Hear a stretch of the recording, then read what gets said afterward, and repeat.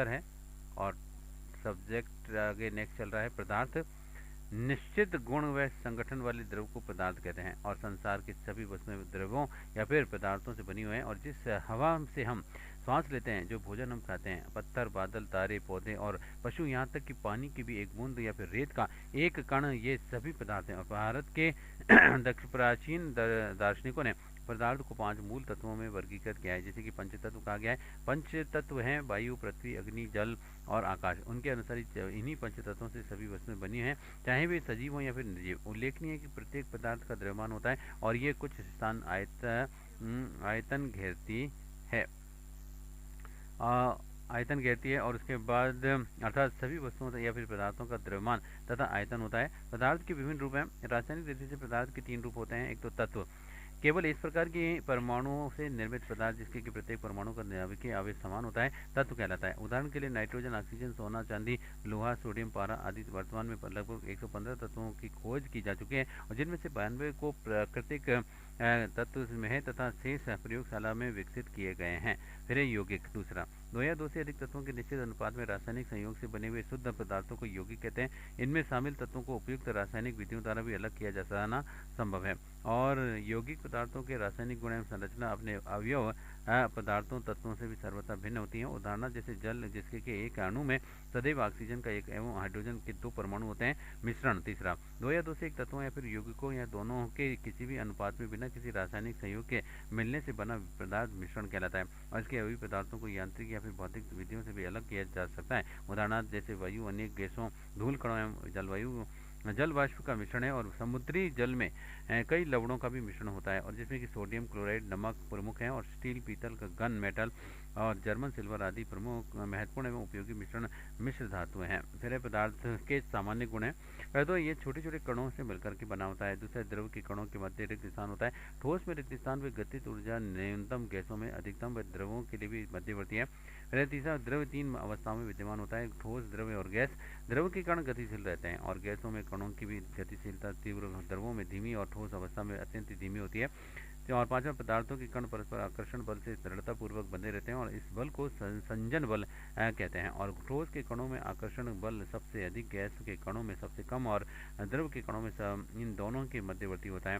और छठा, जो ठोस निश्चित ज्यामिति की आकृति में परमाणु की व्यवस्था रखते हैं उन्हें हम क्रिस्टलीय द्रव कहते हैं।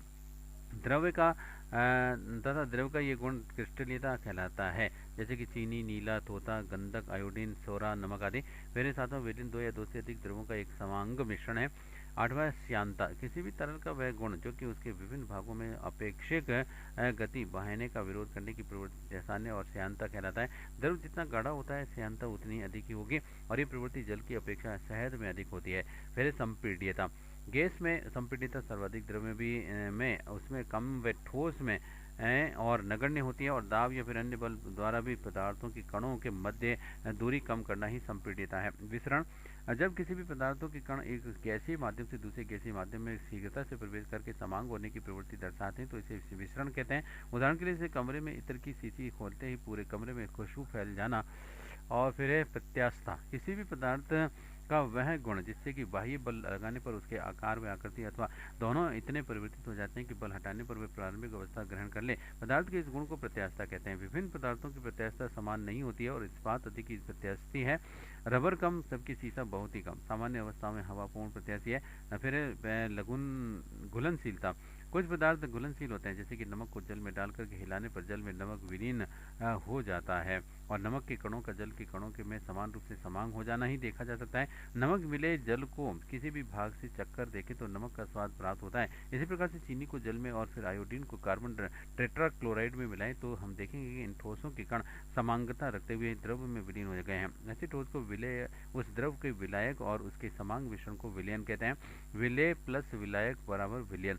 विलय के कणों का विलायक के कणों में समांग होना या फिर नहीं होना उनकी कणी प्रकृति व संसंजन बल बल दोनों में ही संबंधित है। कुछ विलेय में विलायकों के बनने वाले विलयन में ऊर्जा ऊष्मा परिवर्तित होता है और कुछ पदार्थों विलयन होकर के विलयन का तापक्रम घटा देते हैं। इसे ऊष्मा शोषी परिवर्तन कहते हैं। सोरे पोटेशियम नाइट्रेट का जल में विलयन बनना ऊष्मा शोषी परिवर्तन लाता है, लेकिन कुछ द्रव्य विलेयता के कुछ गुण दर्शाते समय विलयन का तापक्रम बढ़ा देते हैं, जिसे कि ऊष्मा क्षेपी परिवर्तन कहते हैं। जैसे कि सोडियम कार्बोनेट, कास्टिक सोडा और सांद्र गंधक का अम्ल विलयन का तापक्रम बढ़ा देते हैं। इस प्रकार से सभी पादपों की विलायक ऊष्मा समान नहीं होती है और साथ ही यह भी आवश्यक नहीं है कि सभी द्रव्य ऊष्मा शोषी या फिर ऊष्मा क्षेपी का गुण दे। फिर तन्यता, कुछ पदार्थों जैसे कि धातुओं की तन्यता का गुण होता है, इनको पीटने से ये चद्दर में बदल जा सकते हैं और तार भी बनाए जा सकते हैं। शुद्ध जिंक भंगुर होता है और जिसमें कि तन्यता का गुण नहीं होता है, लेकिन धातुओं में तन्यता का गुण नहीं पाया जाता है। जल एवं एक सर्वाधिक विलायक है। कुछ पदार्थों को छोड़कर के इसमें सब पदार्थ घुल जाते हैं। पदार्थों की अवस्था है, पदार्थ ठोस, द्रव्य या फिर गैस अवस्था में हो सकता है और पदार्थों की अवस्था उनके गणों के बीच में संसंजन बल व उनकी गति व ऊर्जा के परिमाण पर निर्भर है। पदार्थों की तीन अवस्थाएं निम्न है। पहला तो ठोस अवस्था, जब पदार्थ का एक निश्चित आकार, स्पष्ट सीमाएं तथा स्थिर आयतन व नगण्य संपीड़ितता होती है तो वह ठोस अवस्था में होता है।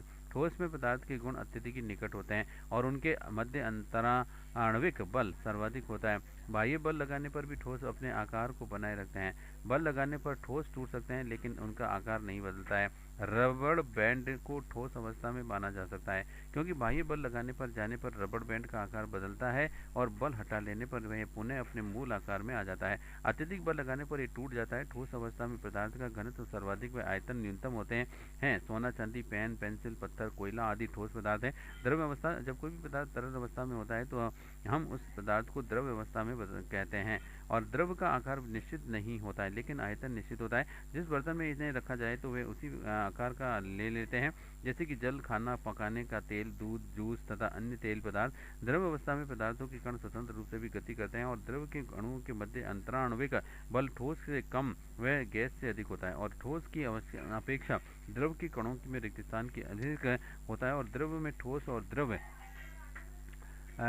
द्रव्य और गैस तीनों का विचरण संभव है। ठोसों की अपेक्षा द्रवों में विचरण की दर अधिक होती है और द्रवों के बहने की प्रवृत्ति होती है। इस अवस्था में पदार्थ का घनत्व मध्यम होता है। गैसीय अवस्था, द्रवों की इस अवस्था में उनकी अणुओं के मध्य अंतराणविक बल न्यूनतम होते हैं के कारण न तो उनका आकार और न ही आयतन निश्चित होते हैं और गैस को जिस भी पात्र में भरा जाता है वह उसी का आकार व आयतन ग्रहण कर लेती है। गैसीय अवस्था में कणों की गति अनियमित और अत्यधिक तीव्र होती है और कणों की तीव्र गति को अत्यधिक रिक्त स्थानों के कारण गैसों का अन्य गैसों में विचरण बहुत ही तीव्र होता है। इसकी संपीड़ितता में काफी अधिक होती है और संपीड़ितता काफी अधिक होने के कारण भी गैस के अत्यधिक आयतन को एक कम आयतन वाले सिलेंडर में संपीड़ित किया जा सकता है एवं आसानी से एक स्थान से दूसरे स्थान पर भेजा जा सकता है।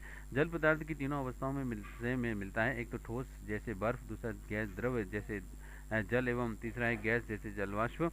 फिर है पदार्थों की अवस्था पर तापमान में परिवर्तन का प्रभाव। पदार्थ की अवस्था में परिवर्तन तापमान में परिवर्तन करने व दाब घटाने या फिर बढ़ाने में से होता है। ठोस के तापमान को बढ़ाने पर उसके कणों की गतिज ऊर्जा बढ़ जाती है और कण अपने नियत स्थान को छोड़कर के अधिक स्वतंत्र होकर के गति करने लगते हैं। एक अवस्था ऐसी भी आती है जब ठोस विघटन करके द्रव में परिवर्तित हो जाता है।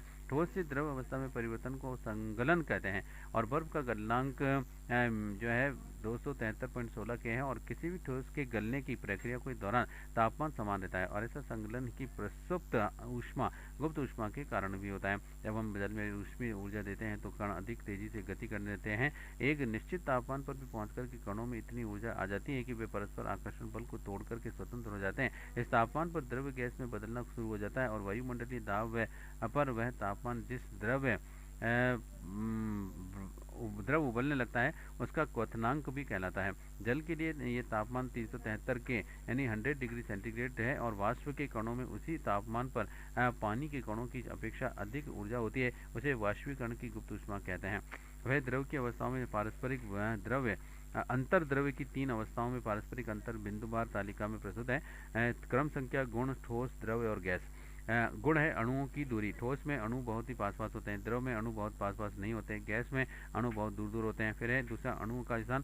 ठोस में अणुओं का स्थान स्थिर होता है, द्रव में अणुओं का स्थान स्थिर नहीं होता और फिर अणुओं का स्थान स्थिर नहीं होता है। फिर तीसरा अणुओं की गतिज ऊर्जा इसमें ठोस में न्यूनतम होती है, द्रव में कुछ अधिक होती है और गैस में सर्वाधिक होती है। फिर चौथा आकार, ठोस में निश्चित होता है, द्रव में अनिश्चित पात्र का आकार ग्रहण करता है, और गैस में अनिश्चित फैलाकर के पात्र का ही आकार ग्रहण करती है। फिर है पांचवा आयतन। निश्चित ठोस में निश्चित होता है, द्रव में निश्चित और गैस में अनिश्चित, पूरे पात्र में फैलकर के पात्र का आयतन ग्रहण कर लेती है। फिर छठा तरलता, ये ठोस में बहते नहीं है, द्रव में ऊपर से नीचे की ओर क्षैतिज के समानांतर रहते हैं, और गैस में सभी दिशाओं में बहते हैं। उसके बाद सातवां घनत्व, ठोस में सर्वाधिक कम होते हैं, द्रव में कुछ कम होते हैं, और गैस में जो है सबसे कम होते हैं। और उसके बाद ऊष्मा द्वारा प्रसरण, इसमें ठोस में कम होता है और द्रव में कुछ अधिक होता है और गैस में बहुत अधिक। फिर है नवा अंतर आणविक बल, ठोस में तो सर्वाधिक होता है, द्रव में कुछ कम होता है और गैस में सबसे कम होता है। किसी भी पदार्थ का द्रव्य अवस्था में गैसीय अवस्था में बदलना वाष्पन कहलाता है। और इस प्रकार से ठोस अवस्था ऊष्मा और शीतलता, द्रव अवस्था और ऊष्मा और गैसीय अवस्था। अतः हम ये कह सकते हैं कि तापमान बदल करके हम पदार्थ को एक अवस्था से दूसरी अवस्था में बदल सकते हैं। गर्म होने पर ये ठोस में से द्रव और द्रव से गैस बन जाते हैं। ऊर्ध्वपातन, कुछ ऐसे पदार्थ होते हैं जो कि द्रव अवस्था में परिवर्तित हुए बिना ही ठोस अवस्था में सीधे गैस में और गैस से वाष्प ठोस में बदल जाते हैं। इस अवस्था में परिवर्तित हुए बिना ठोस अवस्था से सीधे गैस और वापस गैस से ठोस में बदलने की प्रक्रिया को ऊर्ध्वपातन कहते हैं। जैसे कि नौशादर, आयोडीन, कपूर, नेफ्थालीन या फिर अमोनियम क्लोराइड गर्म करने पर सीधा गैसीय अवस्था में तथा ठंडा करने पर सीधा ठोस अवस्था में आ जाता है। पदार्थों की अवस्था पर भी दाब परिवर्तन का प्रभाव है। तापमान के अलावा भी दाब बढ़ाने या फिर घटाने से भी पदार्थों की अवस्था में परिवर्तन होता है। दाब के बढ़ने और तापमान घटने से गैस द्रव में बदल जाती है। ठोस कार्बन डाइऑक्साइड को उच्च दाब पर संग्रहित किया जाता है। इसे शुष्क बर्फ, ड्राई आइस भी कहते हैं। इस प्रकार से पदार्थ की अवस्थाएं यानी ठोस और द्रव और गैस दाब और तापमान के द्वारा ही तय होती हैं। तीनों अवस्थाओं में पदार्थों का अंतर रूपांतरण है महत्वपूर्ण तथ्य है। पहले तो किसी भी पदार्थ का ठोस अवस्था में से द्रव अवस्था में बदलना संगलन कहलाता है, और किसी भी पदार्थ का द्रव अवस्थाओं से ठोस अवस्था में बदलना पिंडन कहलाता है, और किसी भी पदार्थ का द्रव अवस्था में गैसीय अवस्था में बदलना वाष्पन कहलाता है, और किसी पदार्थ का गैसीय अवस्था से द्रव अवस्था में बदलना संघनन कहलाता है। प्रकृति में ठोस का बनना संघनन का उदाहरण है। फिर गलनांक, एक निश्चित तापक्रम जिस पर कि कोई पदार्थ ठोस अवस्था में द्रव अवस्था में बदल जाता है, उस ताप को पदार्थ का गलनांक कहते हैं। गलनांक पर दाब का प्रभाव, जिन पदार्थों के पिघलने पर आयतन में वृद्धि होती है उनका गलनांक दाब बढ़ाने पर से अधिक हो जाता है, और कुछ ऐसे पदार्थ हैं जैसे कि बर्फ, बिस्मथ जिनके के पिघलने पर आयतन कम होता है और उनका गलनांक दाब बढ़ने से कम हो जाता है। फिर वह निश्चित तापक्रम जिस पर कि कोई पदार्थ व द्रव अवस्था में ठोस अवस्था में बदलता है उसे पदार्थ का जमाव बिंदु या फिर हिमांक कहते हैं। द्रव्य पदार्थ का उबलना क्वथनांक कहलाता है, और तथा शुद्ध जल का गलनांक 0 डिग्री सेंटीग्रेड तथा क्वथनांक 100 डिग्री सेंटीग्रेड होता है। और वह निश्चित तापक्रम जिस पर कि कोई द्रव उबलता है उसका क्वथनांक कहलाता है।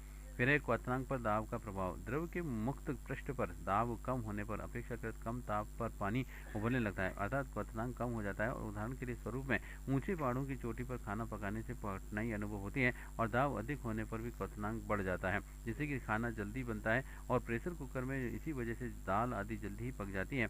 और पारा एकमात्र ऐसी धातु है जो कि द्रव अवस्था में रहती है। ब्रोमीन एकमात्र ऐसा धातु तत्व है जो कि द्रव अवस्था में पाया जाता है। फिर सोना सर्वाधिक आघात वर्धनीय तत्व है। तापमापी एवं विभिन्न ताप पैमानों में संबंध तापमापी कांचकी केशिका नली होते हैं, जिससे कि अंदर का व्यास समान होता है और इसके नीचे एक घुंडी होती है जिसमें कि पारा भरा रहता है, और इसके निम्न एवं उच्च बिंदु के बीच में का भाग भी बराबर भागों में बांटा जाता है। और द्रव की ताप वृद्धि होने पर भी ये प्रसारित होता है और इस सिद्धांत पर भी तापमापी कार्य करता है। और तापमापी का निम्न बिंदु बर्फ का गलनांक होता है, और जबकि उच्च बिंदु पानी का क्वथनांक होता है। सेल्सियस पैमाना, वैज्ञानिक सेल्सियस ने अपने पैमाने में बिंदु 0 डिग्री सेंटीग्रेड तथा उच्च बिंदु को 100 डिग्री सेंटीग्रेड चिन्हांकित किया तथा प्रत्येक भाग को 1 डिग्री सेंटीग्रेड कहा। फ़ारेनहाइट पैमाना, वैज्ञानिक फ़ारेनहाइट ने अपने पैमाने बिंदु 32 डिग्री एफ तथा उच्च बिंदु 212 डिग्री एफ पर अंकित किया और इसके बीच में अंतराल को 180 भागों में विभाजित किया। प्रत्येक भाग 1 डिग्री एफ कहलाता है। और केल्विन पैमाना, इस पैमाने में बिंदु निम्न बिंदु 200 के तथा उच्च बिंदु 373 होता है, और केल्विन में व्यक्त ताप को परम ताप भी कहते हैं। और उसके बाद है निम्न सूत्र द्वारा सेल्सियस व फ़ारेनहाइट ताप के पैमाने में संबंध ज्ञात किया जा सकता है, जैसे C/5 बराबर F-32/9 तथा C+273 बराबर के। ऊष्मीय प्रसार में पदार्थों को गर्म करने पर उसके आयतन में वृद्धि को ऊष्मीय प्रसार, तापीय प्रसार कहते हैं। पदार्थ के घनत्व पर ताप वृद्धि का प्रभाव, ताप में वृद्धि होने पर पदार्थ का घनत्व भी घटता है। और पानी का असंगत प्रसार, प्राय सभी द्रवों में ताप वृद्धि के साथ साथ आयतन वृद्धि देखने को भी मिलती है, और किंतु पानी में इसके विपरीत स्थिति उत्पन्न होती है। पानी का ताप 0 डिग्री सेंटीग्रेड से 4 डिग्री सेंटीग्रेड बढ़ने पर पानी का घनत्व बढ़ता है तथा आयतन घटता है, तथा 4 डिग्री सेंटीग्रेड से 100 डिग्री सेंटीग्रेड ताप बढ़ने पर आयतन बढ़ता है वह घनत्व घटता है। 4 डिग्री सेंटीग्रेड ताप क्रम पर आयतन न्यूनतम होने के कारण पानी का घनत्व अधिकतम रहता है। इस प्रकार से पानी का 0 डिग्री सेंटीग्रेड से 4 डिग्री सेंटीग्रेड तक असमान संकुचन तथा 4 डिग्री सेंटीग्रेड से अधिक ताप पर असमान प्रसार पानी का असंगत प्रसार कहलाता है।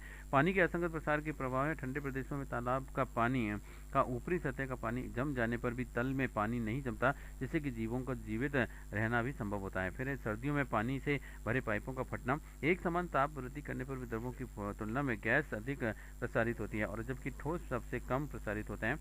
गुप्त ऊष्मा किसी भी पदार्थ की इकाई द्रव्यमान को बिना ताप में परिवर्तित किए अवस्था परिवर्तन के लिए भी आवश्यक ऊष्मा उसकी गुप्त ऊष्मा कहलाती है। किसी भी पदार्थ की गलन तथा क्वथनांक के लिए भी आवश्यक ऊष्मा गुप्त ऊष्मा कहलाती है। गलन की गुप्त ऊष्मा 1 किलोग्राम किसी भी ठोस पदार्थ को उसके गलनांक पर बिना किसी ताप में परिवर्तन के द्रव्य अवस्था में परिवर्तन करने के लिए आवश्यक ऊष्मा कैलोरी को ठोस की गलन की गुप्त ऊष्मा कहते हैं। उदाहरण के लिए जैसे 1 किलोग्राम बर्फ को 0 डिग्री सेंटीग्रेड ताप पर पानी में बदलने के लिए 80 किलो कैलोरी और 335 किलो जूल की आवश्यकता होती है। ये बर्फ के गलन की गुप्त ऊष्मा है और इसका मात्रक किलो कैलोरी किलोग्राम या फिर किलो जूल किलोग्राम है। 1 किलोग्राम द्रव पदार्थ को बिना ताप से परिवर्तन किए ठोस अवस्था में परिवर्तन करने के लिए परित्याग की गई ऊष्मा द्रव के जमने की गुप्त ऊष्मा कहलाती है। किसी भी पदार्थ के गलन की गुप्त ऊष्मा तथा जमने की गुप्त ऊष्मा बराबर होती है। वाष्पन की गुप्त ऊष्मा 1 किलोग्राम द्रव को क्वथनांक पर बिना ताप परिवर्तन के वाष्प में परिवर्तित करने के लिए वो आवश्यक ऊष्मा वाष्पन की गुप्त ऊष्मा कहलाती है। इसका मात्रक किलो कैलोरी या किलोग्राम या फिर किलो जूल या किलोग्राम है और 1 किलोग्राम पानी को क्वथनांक पर वाष्प में परिवर्तित करने के लिए 540 किलो कैलोरी 2260 किलो जूल ऊष्मा की आवश्यकता होती है। विशिष्ट ऊष्मा 1 किलोग्राम पदार्थ का ताप 1 डिग्री सेंटीग्रेड से बढ़ाने के लिए आवश्यक ऊष्मा को उस पदार्थ की विशिष्ट ऊष्मा कहते हैं और पानी की विशिष्ट ऊष्मा अधिक होती है। वाष्पीकरण के अनुप्रयोग हैं। पहले तो गर्मी के दिनों में पानी का मिट्टी में घड़े में ठंडा होना, जैसा स्नान करने के बाद में ठंडक महसूस होना, और तीसरा हथेली पर ईथर रखने पर ठंडक अनुभव होना आदि। पुनः हिरमायन अधिक दाब के प्रभाव से बर्फ के पिघलने तथा दाब को मुक्त करने पर पुनः पानी का हिम में परिवर्तित होने के प्रभाव को पुनर्हिरमायन कहते हैं और बर्फ पर स्केटिंग पुनर्हिरमायन का उदाहरण है। और वस्तुनिष्ठ प्रकार के प्रश्न है। पदार्थ का गैस से द्रव अवस्था में बदलना कहलाता है। उत्तर है इसका संघनन। जैसे ऊर्ध्वपातन का गुण प्रदर्शित करता है। उत्तर है इसका नौसादर। और नेक्स्ट क्वेश्चन इनमें से सुमेलित कीजिए। ए, ठोस का द्रव में बदलना ऊर्ध्वपातन, बी, द्रव का ठोस में बदलना गलन, सी, द्रव का गैस में बदलना संघनन, और डी, गैस का द्रव में बदलना पिंडन, और ई है ठोस का गैस में बदलना वाष्पन। तो इसका सही आंसर जो होगा वो होगा ए, ठोस का द्रव में बदलना तो हो जाएगा संघनन, और बी, द्रव का ठोस में बदलना ये होगा आपका पिंडन। फिर है द्रव का गैस में बदलना ये होगा आपके वाष्पन, और फिर गैस का द्रव में बदलना ये होएगा ऊर्ध्वपातन। फिर ठोस का गैस में बदलना ये कहलाएगा गलन। अब है नेक्स्ट, प्राचीन दार्शनिकों द्वारा पदार्थों को किन किन 5 मूल तत्वों पंच तत्वों में बांटा गया है। उत्तर है उक्त सभी हैं। एक तो पृथ्वी एवं वायु, दूसरा अग्नि एवं जल, और तीसरा है जल एवं आकाश। नेक्स्ट पदार्थ का गुण है। उत्तर है उक्त सभी है। वह छोटे से छोटे कणों में मिलकर के बनता है। और दूसरा पदार्थों की 3 अवस्थाएं होती हैं, ठोस, द्रव एवं गैस। और तीसरा पदार्थ का एक निश्चित आयतन होता है।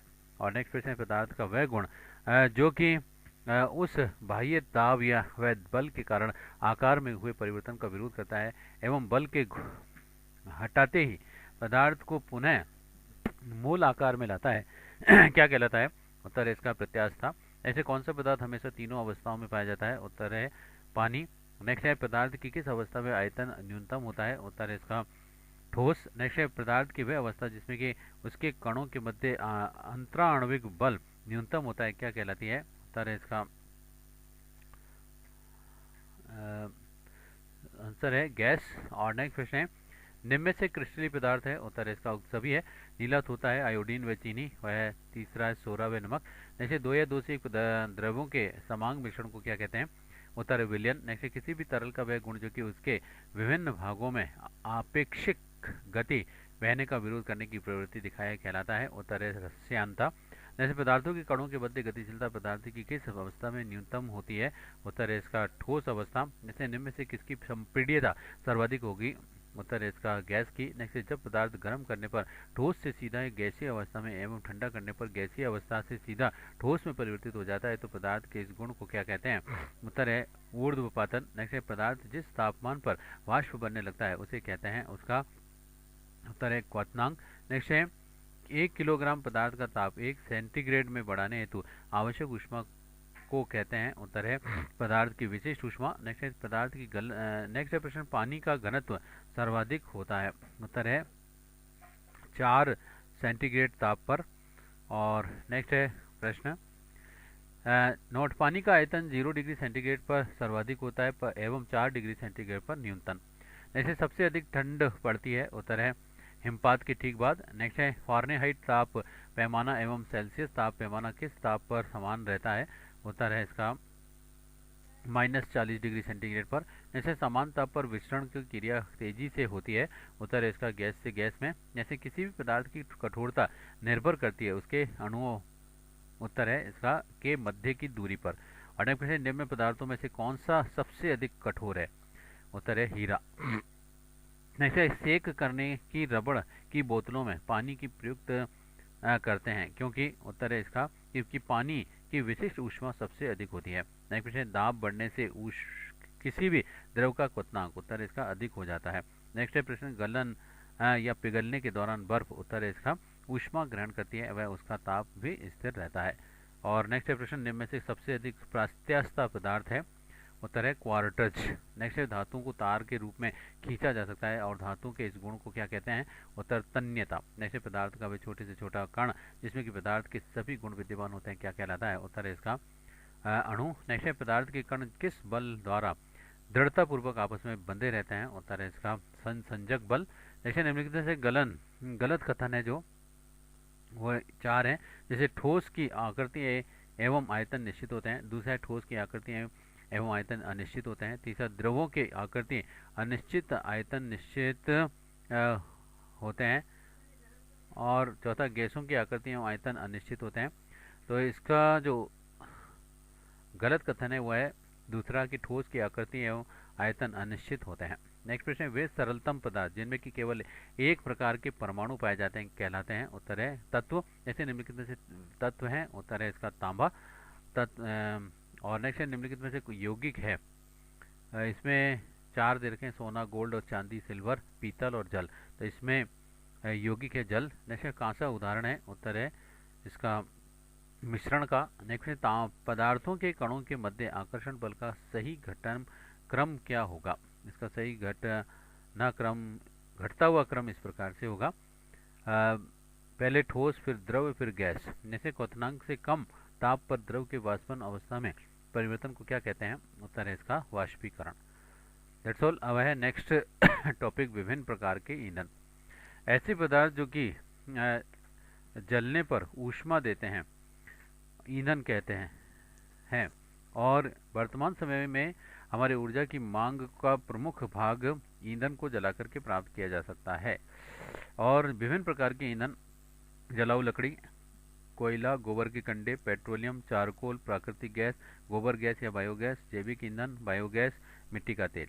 जलाऊ लकड़ी वनों से प्राप्त होती है। आदिकाल में से ही मनुष्य लकड़ी को जलाकर के ईंधन के रूप में प्रयुक्त करता रहा है और ग्रामीण क्षेत्रों में आज भी लकड़ी ईंधन का प्रमुख स्रोत है। लेकिन लकड़ी के अत्यधिक उपयोग से वन नष्ट होते जा रहे हैं तथा इसके कई दुष्परिणाम भी हैं, जैसे कि पर्यावरण प्रदूषण, अतिवृष्टि, अनावृष्टि, धरती की उर्वरा शक्ति का घटना आदि और समस्याएं उत्पन्न हो गई हैं। और वनों के क्षेत्रफल से में अत्यधिक की कमी होने से जड़ी बूटियों एवं वृक्षों व जीव जंतुओं की प्रजातियां भी लुप्त होने के कगार पर हैं। फिर चारकोल लकड़ी का कोयला, इसको आवश्यकता से कम वायु की उपस्थिति में लकड़ी को जलाकर के प्राप्त किया जा सकता है।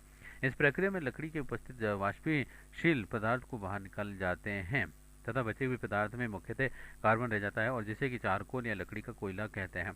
लकड़ी की तुलना में चारकोल अधिक ही अच्छा ईंधन है और लकड़ी लगभग 17 kJ ऑब्लिक जी की तुलना में उसी परिमाण का चारकोल लगभग 33 kJ ऑब्लिक जी अर्थात अधिक ऊष्मा प्रदान करता है और इसके अतिरिक्त चारकोल धुआं रहित ईंधन है जबकि लकड़ी धुआं उत्पन्न करती है। फिर है गोबर के सूखे कंडे। पशुओं के गोबर के से बनाए गए सूखे कंडे भी देश के अधिकांश ग्रामीण क्षेत्रों में घरेलू ईंधन के रूप में जलाए जाते हैं। ये अत्यधिक धुआं उत्पन्न करते हैं। फिर गोबर गैस या फिर बायोगैस। बायोगैस गोबर कृषि अपशिष्टों, मानव मल और कूड़े करकट के किण्वन व जैव परिवर्तन से उत्पन्न की जाती है। इसमें बायोगैस संयंत्र प्रयुक्त होते हैं। इस प्रक्रिया में methane, carbon dioxide, hydrogen sulphide आदि गैसें उत्पन्न होती हैं और गैसों से इस मिश्रण को बायोगैस कहते हैं और इसमें लगभग 65% मीथेन होती है और यह एक उत्तम ईंधन के बायोगैस को गैस स्टोव में जलाकर के ऊष्मा प्राप्त की जा सकती है। इसका उपयोग घरों में सड़कों पर प्रकाश करने के लिए तथा इंजन चलाने के लिए भी किया जाता है। बायोगैस बिना धुएं के जलती है तथा बहुत ही अधिक ऊष्मा उत्पन्न करती है। घरेलू इस्तेमाल के लिए एक उपयुक्त ईंधन है और गैस बन जाने के पश्चात ही संयंत्र में स्लरी बची रहती है जिसमें कि अत्यधिक मात्रा में नाइट्रोजन व फास्फोरस यौगिक होते हैं, इसलिए ये एक अच्छी खाद के रूप में भी इस्तेमाल की जाती है। इस प्रकार से जैव अवशिष्टों व वाहित मल के उपयोग द्वारा जैव गैस निर्मित करने से हमें ऊर्जा का सुविधाजनक व दक्ष स्रोत मिलता है तथा उत्तम खाद्य मिलती है और साथ ही अपशिष्टों पदार्थों के निपटारे का सुरक्षित उपाय भी मिल जाता है। बायोमास।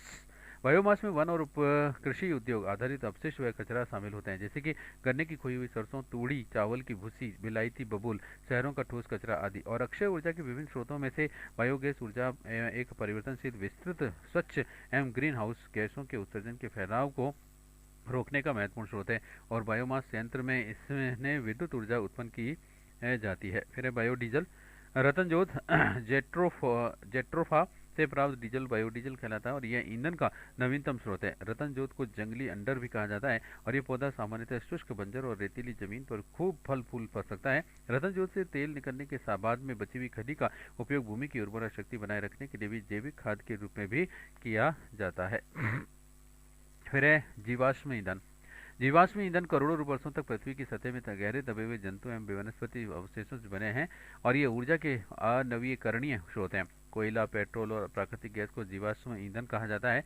लाखों वर्षों से जमीन के नीचे दबे हुए पौधे और जीव जंतु क्षरण की एक धीमी प्रक्रिया से गुजरते हैं। इस प्रकार से पौधे कोयले की परतों के रूप में और जीव जंतु पेट्रोल पदार्थों और प्राकृतिक गैस के रूप में परिवर्तित हो जाते हैं और मीथेन प्रमुख प्राकृतिक गैस है। गाड़ियों में यह कंप्रेस्ड नेचुरल गैस के रूप में भी इस्तेमाल होती है।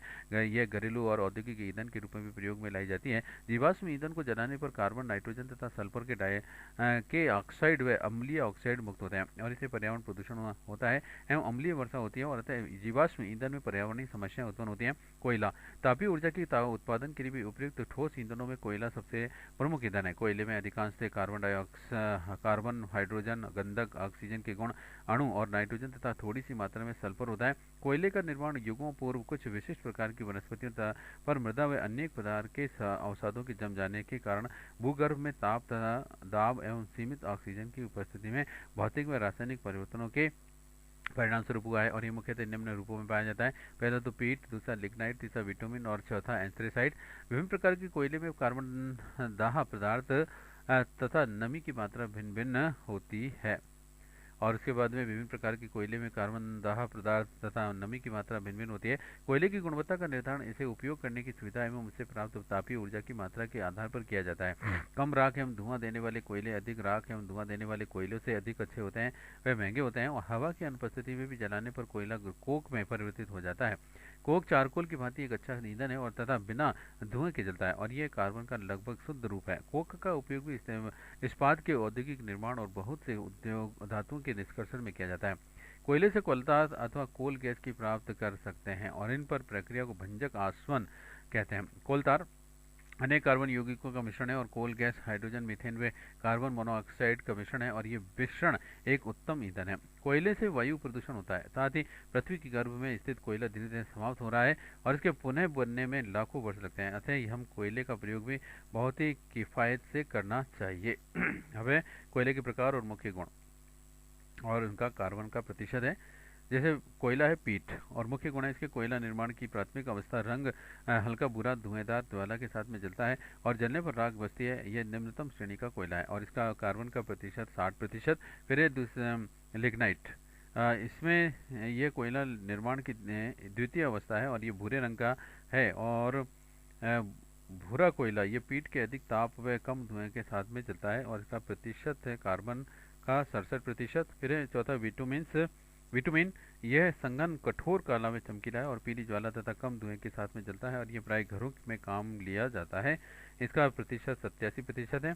फिर एंथ्रेसाइट ये कोयला निर्माण की अंतिम अवस्था है और ये कोयला कठोर एवं भंगुर प्रकृति का है और जलना कठिन, किंतु जलाने के बाद में नीली ज्वाला कम धुएं के साथ में जलता है। उच्च ताप में न्यूनतम राख भी देता है और इसका प्रतिशत है 90% से 98%। अवैध पेट्रोलियम भूगर्भ से प्राप्त द्रव ईंधन को खनिज तेल या फिर पेट्रोलियम कहते हैं और पेट्रोलियम मृत वनस्पति व जीवों से बनता है। मृत्यु पश्चात ये जीव धीरे धीरे रेत तथा मृदा द्वारा ढक जाते हैं। करोड़ों वर्ष की अवधि में भी ये अवशेष ऊष्मा दाब तथा उत्प्रेरक क्रिया के कारण भी हाइड्रोकार्बन में परिवर्तित हो जाते हैं और पेट्रोलियम अनेक हाइड्रोकार्बनों का मिश्रण है। कच्चा तेल भूरे काले रंग का द्रव है और इसमें ईंधन तेल, petrol, diesel, kerosene, petroleum gas प्राप्त होती है और इन्हें ईंधन के रूप में भी प्रयुक्त किया जाता है। ईंधन तेल गैस तेल का प्रयोग मुख्यतः उद्योगों के बॉयलरों तथा भट्टियों को गर्म करने में किया जाता है। पेट्रोल, गैसोलीन तथा डीजल मुख्यतः मोटर कारों तथा वाहनों में उपयोग किया जाता है। डीजल का उपयोग खेतों में पंपों को चलाने में तथा छोटे स्तर पर विद्युत उत्पन्न करने में भी किया जाता है। केरोसिन, पैराफिन तेल मुख्यतः घरेलू कार्यों में प्रयुक्त किया जाता है और इसका उपयोग भी स्टोव, लालटेन तथा पेट्रोमैक्स लैंपों, हंडे तथा स्टोव को जलाने में किया जाता है। फिर है द्रवित petroleum gas LPG. Petroleum gas ethane, propane और ब्यूटेन का मिश्रण है और इसका मुख्य संघटक ब्यूटेन है जो कि आसानी से जलती है और वह अत्यधिक मात्रा में ऊष्मा देती है और उच्च दाब पर ब्यूटेन आसानी से द्रव अवस्था में परिवर्तित हो जाती है। द्रव रूप में भी यह सिलेंडरों में उपलब्ध की जाती है और तरल पेट्रोलियम गैस एलपीजी के नाम से जानी जाती है और इस गैस का 1 ग्राम लगभग 50 केजे ऊर्जा उपलब्ध कराता है और एलपीजी की सर्वाधिक मात्रा में ब्यूटेन की होती है और एलपीजी में रिसाव का ज्ञान कराने हेतु इसमें तेज गंध वाली एथिल मरकैप्टन गैस मिलाई जाती है। फिर पेट्रोलियम पदार्थों से वायु प्रदूषण अधिक मात्रा में होता है और पृथ्वी में इनकी मात्रा भी सीमित है। अतः हमें इनका प्रयोग बहुत ही सावधानी से करना चाहिए तथा ऐसे उपाय करने चाहिए ताकि इनका दोहन कम से कम करना पड़े। इस हेतु भी ऊर्जा के वैकल्पिक साधनों का प्रयोग भी करना चाहिए और साथ ही प्रयास करना चाहिए कि बहुमूल्य पदार्थों का अपव्यय न हो और जैसे कि वाहन को स्टार्ट करके छोड़ देना, इन पदार्थों के संचयन के बर्तन के ढक्कन को खुला रखना आदि। राजस्थान के बाड़मेर में बायतू क्षेत्र में पेट्रोलियम पदार्थों का दोहन हो रहा है और यहाँ इनके अपार भंडार भी